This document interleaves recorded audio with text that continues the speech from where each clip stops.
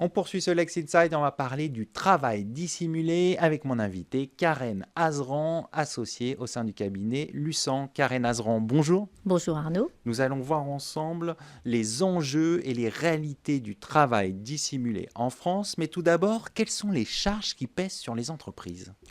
Alors elles sont de trois ordres. Il faut qu'elles commencent bien sûr quand elles veulent embaucher un salarié par déclarer ce salarié auprès de la plateforme des URSSAF, déclaration préalable à l'embauche. J'insiste sur le mot préalable puisque si vous faites une déclaration tardive, vous êtes visé par le travail dissimulé. Ensuite, les informations habituelles qu'il faut porter à la connaissance du salarié. Et enfin, et surtout, si vous embauchez un salarié de nationalité étrangère, vous avez l'obligation de vérifier qu'il est dans une situation administrative qui l'autorise à travailler en France. Et le contrôle est assez poussé puisqu'on vous oblige aussi à remettre le titre que vous recevez, le titre de travail que vous recevez, à l'adresser à la préfecture dans les 48 heures qui précèdent l'embauche pour en vérifier la validité et vérifier surtout qu'il n'est pas un faux titre de séjour. Bon, on a vu ensemble les obligations qui pèsent sur les entreprises. Comment, dans un contexte de tension sur le marché du travail, la recherche de main-d'œuvre régulière se complique-t-elle? Très simple Arnaud, 2 chiffres. Vous avez France Travail, besoin de main-d'œuvre en France en 2025, 2,4 millions d'embauches prévisibles. C'est énorme. Vous avez des filières comme le bâtiment où on sait qu'on ne pourra répondre à ce besoin qu'en ayant recours à de la main-d'œuvre étrangère dans des proportions importantes, plus de 30%. Donc la question, c'est comment on fait coïncider ces deux réalités. Et malheureusement, les textes actuels, pour moi, compliquent la situation des entreprises considérablement. Pourquoi? Pour régulariser, si vous voulez régulariser un salarié, là, les dernières circulaires, elles ont allongé le temps de présence sur le territoire, allongé le temps de travail. On est passé de 3 ans à 5 ans, de 2 ans à 30 mois. Mais ça veut dire quoi? Ça veut dire qu'on maintient les personnes dans la clandestinité, en fait, et que surtout, on maintient les entreprises dans la confusion pour savoir comment elles doivent réagir face à cette réglementation. Alors, le travail dissimulé expose les entreprises à des sanctions qui sont parfois lourdes. Mm. Quels sont les types de sanctions pour les entreprises qui auraient recours à du travail dissimulé? Alors, elles sont de plusieurs ordres. La première, elle est pénale. Moi, c'est celle qui me choque le plus, puisque, en fait, vous encourez, selon les textes, jusqu'à 5 ans d'emprisonnement et 150 000 € d'amende par salarié pour les personnes morales, donc pour les sociétés. Vous avez aussi une sanction administrative qui est réelle, je le rencontre avec mes clients, c'est la fermeture administrative de l'établissement pour un certain délai, sur les chantiers, parce que c'est des situations qui surviennent régulièrement. Sur les chantiers, vous avez des arrêts de chantier, donc ça a des vraies conséquences.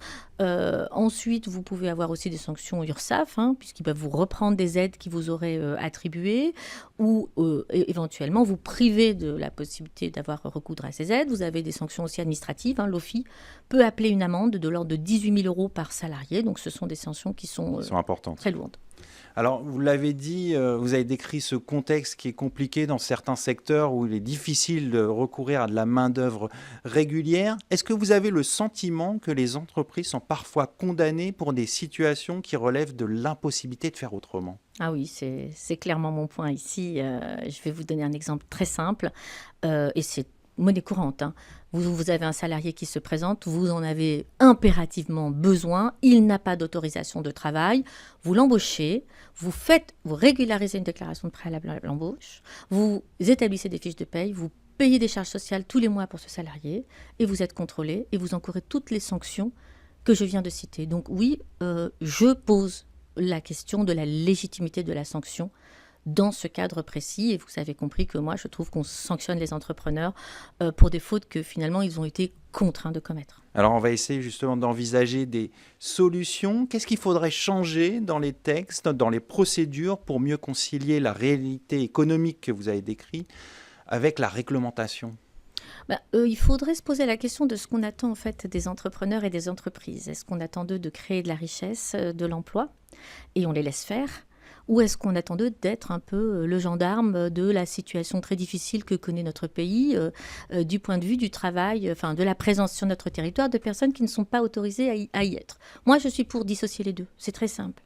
Laissons le soin aux régaliens de poursuivre les personnes qui n'ont pas à être sur le territoire ou à vérifier leur situation, et laissons les entrepreneurs faire ce qu'ils savent faire et ne les sanctionnons pas lorsque, comme je viens de le décrire, ils ont déclaré le salarié, qu'ils ont payé leur charge sociale et qu'il y a un accord de volonté entre une personne qui certes est sur notre territoire dans des conditions difficiles et un employeur qui a besoin des services de cette personne. Est-ce qu'il y a d'autres leviers à impulser, peut-être des changements dans les mentalités aussi? Je crois qu'effectivement, vous voyez, là, quand on assiste sur les circulaires là, de Monsieur Retailleau, on voit bien comme c'est pénible pour eux d'établir, par exemple, une liste des métiers en tension. On l'attend depuis février 2025, cette liste. Elle est toujours pas sortie. Donc, je dis peut-être, cessons de maintenir ce système hypocrite qui fragilise nos entreprises et posons le débat et permettons encore une fois aux volontés qui se rencontrent, dans le respect d'un cadre que je viens de citer, de s'épanouir et de permettre enfin à nos entrepreneurs d'embaucher les personnes qui sont sur le territoire et qui veulent travailler. Pour terminer, vous êtes optimiste sur un changement de mentalité ou...